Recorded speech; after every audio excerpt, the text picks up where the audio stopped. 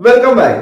Big Boss Malayalam season 6 എല്ലാവരും ഇപ്പോൾ വളരെ പ്രതീക്ഷയോടെ തന്നെ സീസൺ 6 കാത്തിരിക്കുകയാണ്. വരും ദിവസങ്ങളിൽ തന്നെ സീസൺ 6 ഗ്രാൻഡ് ലോഞ്ചിങ് ഡേറ്റ് ഒഫീഷ്യലായി തന്നെ എത്തുമെന്ന് പ്രതീക്ഷിക്കുന്നു. മിക്കവാറും ഈ ആഴ്ച അവസാനത്തോടെ തന്നെ അതോടൊപ്പം സീസൺ 6 കണ്ടസ്റ്റൻസിന്റെ ക്ലൂ നൽകിക്കൊണ്ടുള്ള പ്രൊമോയും എത്തിയേക്കും.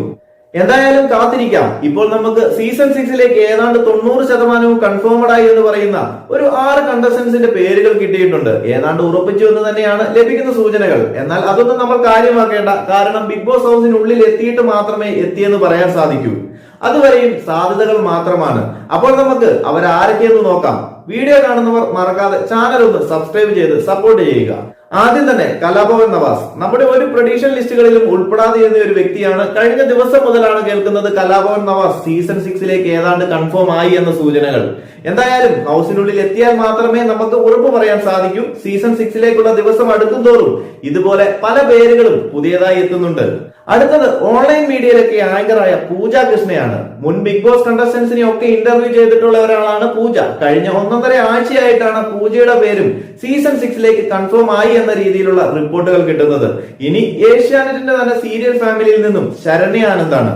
ഏതാണ്ട് തുടക്കം മുതൽ തന്നെ എല്ലാ പ്രൊഡിക്ഷൻ ലിസ്റ്റുകളിലും ഉണ്ടായിരുന്നതാണ് ശരണ്യയുടെ പേര്. ഇപ്പോൾ അറിയാൻ കഴിയുന്നത് സീസൺ 6 ശരണ്യയും എത്തുമെന്ന് തന്നെയാണ്. സീരിയൽ ആക്ട്രസ് എന്നതിലുപരി ഒരു ഡാൻസറും കൂടിയാണ് ശരണ്യ. അടുത്തതും ഒരു ഡാൻസറാണ് നയന ജോസൻ. ആദ്യം മുതൽ തന്നെ എല്ലാ പ്രൊഡിക്ഷൻ ലിസ്റ്റുകളിലും നയനയുടെ പേരും ഉണ്ടായിരുന്നു. ഡാൻസിംഗ് സ്റ്റാർ ഫെയിമിലാണ് നയന ബിഗ് ബോസിൽ എത്തുന്നതെങ്കിലും ഒരു സീരിയൽ ആക്ട്രസ് കൂടിയാണ് നയന.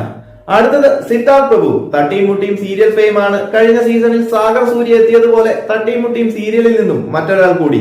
ഈ അടുത്ത സമയത്താണ് സിദ്ധാർത്ഥിന്റെ പേരും സീസൺ 6 ഉണ്ടെന്ന് കേൾക്കുന്നത്.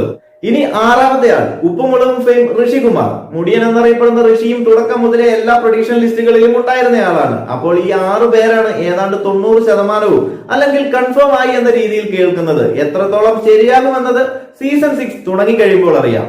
അപ്പോൾ കൂടുതൽ ബിഗ് ബോസ് മലയാളം അപ്ഡേറ്റുകളുമായി മറ്റൊരു വീഡിയോയിൽ കാണാം. ചാനൽ എല്ലാവരും മറക്കാതെ ഒന്ന് സബ്സ്ക്രൈബ് ചെയ്യുക.